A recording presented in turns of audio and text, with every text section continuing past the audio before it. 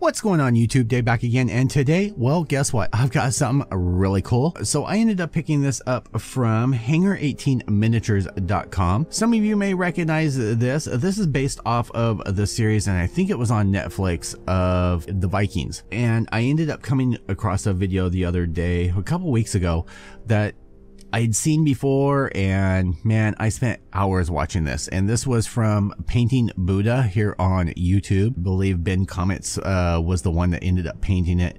He's a fantastic painter, and I'm not. He didn't paint this one, but he painted the one on the channel. He's a fantastic painter, and no way am I going to try and replicate what he ended up doing. But I fell in love with the figure itself. And so I ended up hunting one down. This is actually out of Korea, sculpted by June Sik On. It's by Nuts Planet. And like I said, the only place I ended up finding that had it in stock here in the States, and it was $69.99, was Hanger18miniatures.com. If you're interested, I will have a link down below. I'm super stoked to show this to you guys. I've already taken a peek at it, and I was super impressed with how this was done. Now, I've heard great things about Nuts Planet. They do a lot of miniature replicas of military figures. There's like Roman figures, there's all kinds of stuff. There's busts, there's full figures, and I've heard that they do a really great work, really clean work. So I was super excited to pick this up and take a look. So without further ado, let's take a look at it. On the front here, you have the shield maiden herself. Over here, we just have a view from the sides and the back. Now, opening up the box, it's almost like one of those surprise boxes. It kind of pops out at you. You get a nice sheet of foam right here on the top. We're going to set that to the side.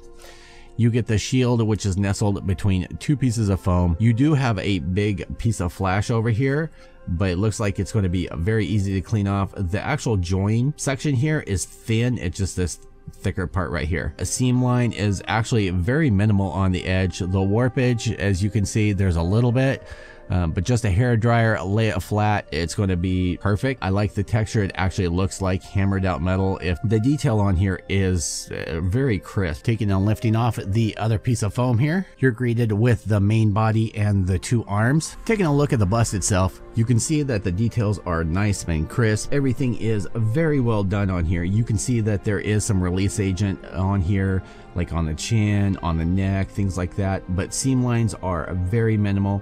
There's a piece of mold down here. Whoever ended up getting the one after this is going to have a bleb that's on there. That's something to keep in mind when you get a piece and you get some of the mold that's on here.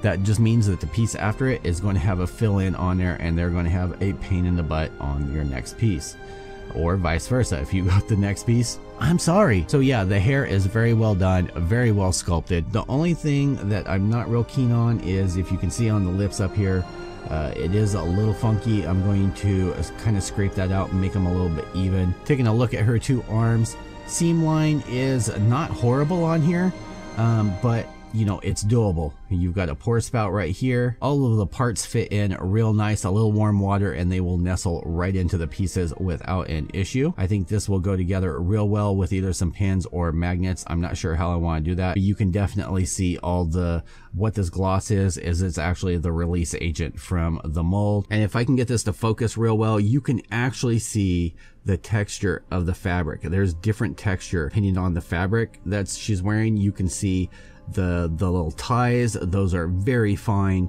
and I think they did a great job of just being able to cast that in the first place. Same thing with the other arm. As you can see, ties are well done. There's no chips, there's no anything. Now there is this seam line, which is the natural seam line of the fabric, and this one, there's just a little spot right there, but other than that, you can't even see a seam on here, which I think is phenomenal. It's not something like one of the recast kits that they've done a horrible job of, you know, hey, we're going to do you a favor and just jack up the whole section, trying to clean that up for you. Now, in the very last layer of the box, you end up getting these pieces. This is going to be the strap for the shield. This will end up being attached to it. You get the handle to the sword, and taking a look at that, look at all that detail that is in there. Very nice. They did a phenomenal job, whether this was sculpted by 3D print or whether by hand. Very clean, very nice detail that's in there.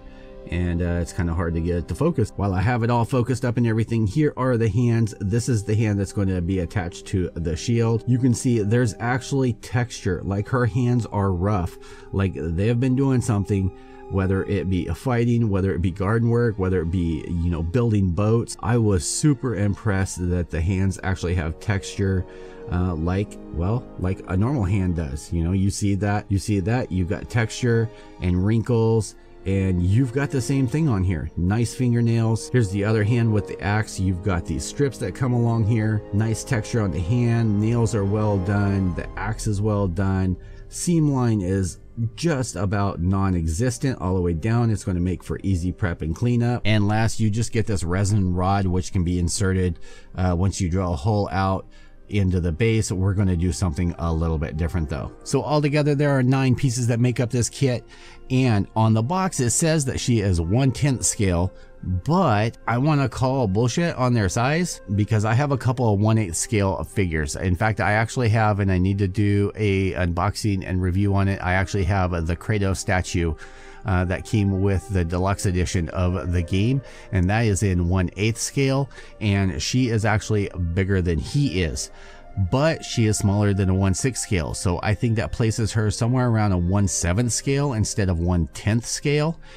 So keep that in mind. And so she is bigger than advertised, so you're not going to be disappointed if you end up getting her. Though if you collect 1/10 scale stuff and they are true 1/10 scale, she's not going to really fit in with that. Fit and finish and price wise, I think this is a phenomenal deal. I would suggest, just looking at how she goes together, that you pin her up so that she can be put together in pieces after painting, because you have so much detail, whether it be the hair, whether it be the cloth, everything else, that you're going to want to be able to get in there and get all those nooks and crannies. So final verdict, I do need to get this all pinned up and magnetized and do a final review for you guys. This was just unboxing on this. I wanted to show you guys everything that came with her. Am I happy with her? Very much so, and I can't wait to get her together to show you. $69, very well spent. I think she will look great on the shelf, especially after she gets some paint on her. But first, she needs a good bath, get all that degreaser off of her. I might have to stick her in the ultrasonic overnight and just let her soak that off. If you guys like this video and you want to see more, definitely click that subscribe button, click the like button if you so please. As usual guys, I appreciate each and every one of you that stop by my videos. I will see you guys all in the next video. As usual, YouTube, peace out.